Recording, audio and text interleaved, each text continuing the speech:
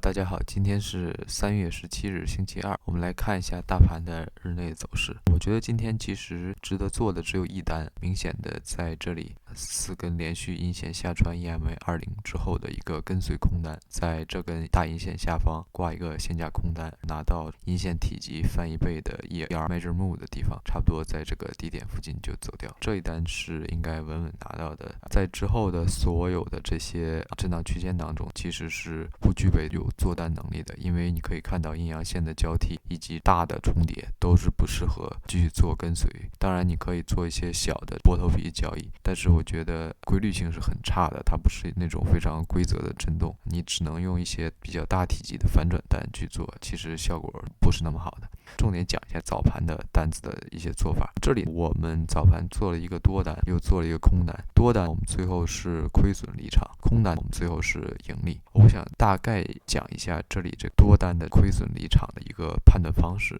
这里我们是看到跳空高开之后有连续2根体积不错的阳线进行开路，所以我们在第2根阳线的上方就入了。在这里其实我有心理准备，一旦在这里入的这个多单在进入之后，价格随即去找一个 EMA20 的互动，我们如何应对？所以这里我入多单的方式并不是购买看涨期权，而是通过卖出看跌期权的方式入了。这个的设想是，如果价格能够重新回到这个位置，我能吃到一个时间价值的流失，所以我在密切关注下一个swing high， 也就是下一个局部的高点在哪儿。这个局部高点生成的位置大概就是下一次与 EMA20 接触之后的反弹的最高点的位置。我们就看到了这段盘形走势，很遗憾我们在这里就迎来了这个第2次的高点，很明显这是形成了一个 lower low。如果说这一根回踩 EMA20 的低点是对第1根大阳线低点的流动性的扫荡，如果再一次对这个低点进行扫荡，我们就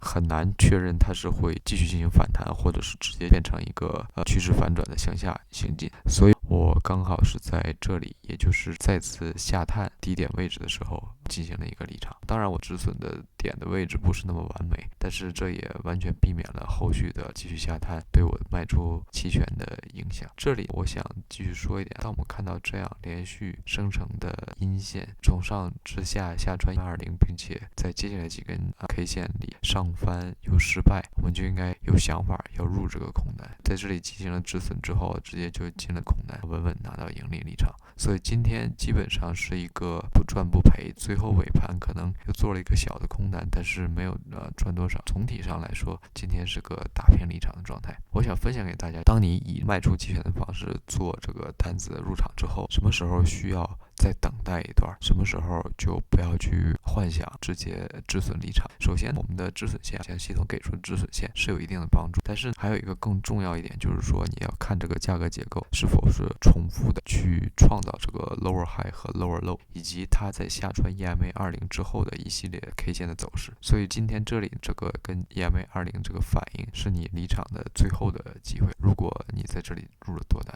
就不要再想 OK 可能以后会有一个反转向上的盘。好了，这就是我想分享的日内的一些经验。我们再来看一下这个日线的走势。像我说的，我们在前几天探索了下边界之后，还是在震荡区间中航行。上周一拉出的大阳线还是给足了震荡范围，再震荡也没有震荡出这个范围。今天虽然高开了，但是并没有那么大的牛趋势，所以买盘的信心也不是很足，没有直接去测试 EMA20， 而是上升了一部分就又向下继续震荡。所以接下来的走势还是以震荡区间为主。如果说有非常明显的突破，直接踩到 EMA20 之上，我们可以继续在短期内进行一个看多，看是否被 EMA20 拒绝，还是说踩上之后稳稳站住继续向上，这都是有可能的。所以现在我还是那句话，大家长线的仓位不要急，短线的在日内稳稳的做一些波动性的盈利就 OK 了。这里还是偏一个震荡区间为主。OK， 这就是我对日线盘形的一个分析。